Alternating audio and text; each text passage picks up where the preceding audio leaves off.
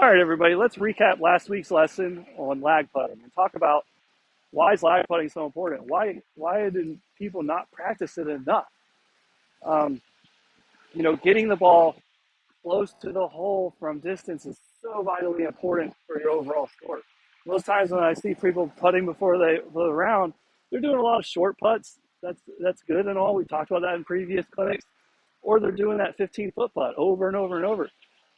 You're not even really expected to make that 15-footer, but you need to work on your lag putting. If you can lag putt it the right distance over and over again, you're going to cut shots off your score.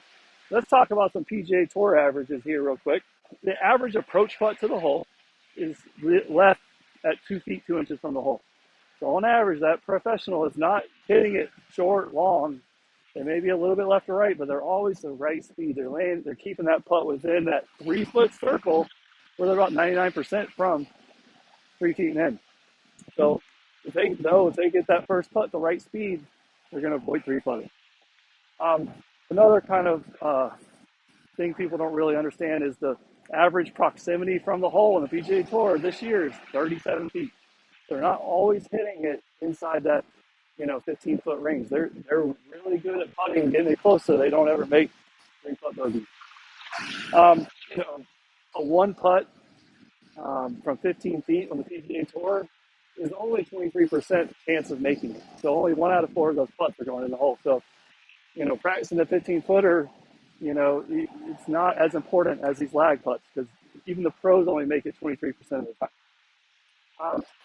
The average two putt, where they're just as likely to one putt as they are to three putt, is from 32 feet. And we're going to talk about that a lot as we did in the clinic. If you can hit a 32-foot putt the right distance, we're going to be in business. Okay, that's a very important kind of barometer to practice from, because at 32 feet, a pro is going to two putt on average. Three putt probability from 40 feet on the PGA Tour is only 4%, putting very, very often.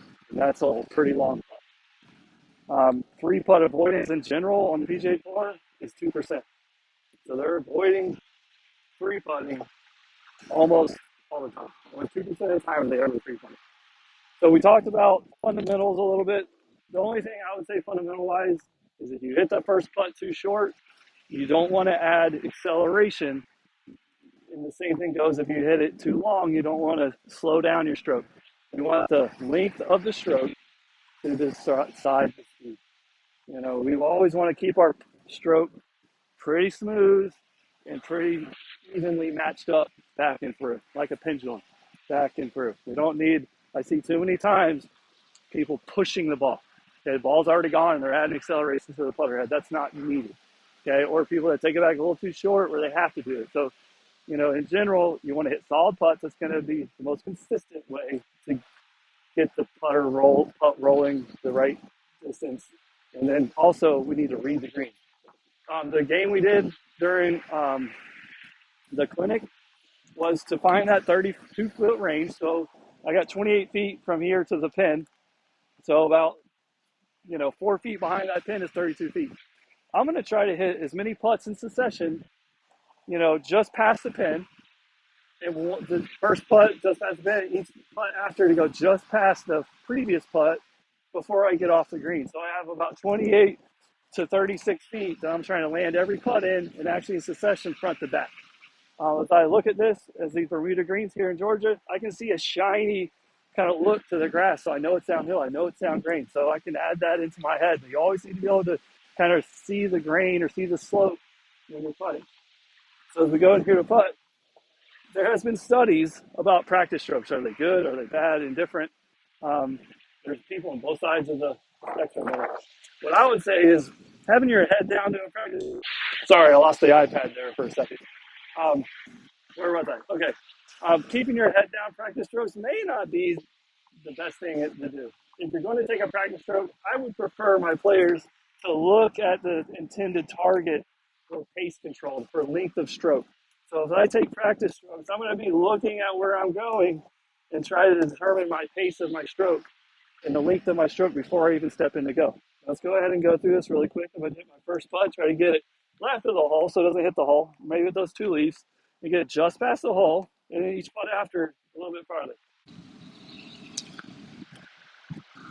Working on solid contact, pace to the stroke, back and through, solid,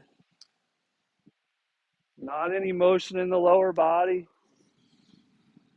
It is an art to let your head follow the ball without your body.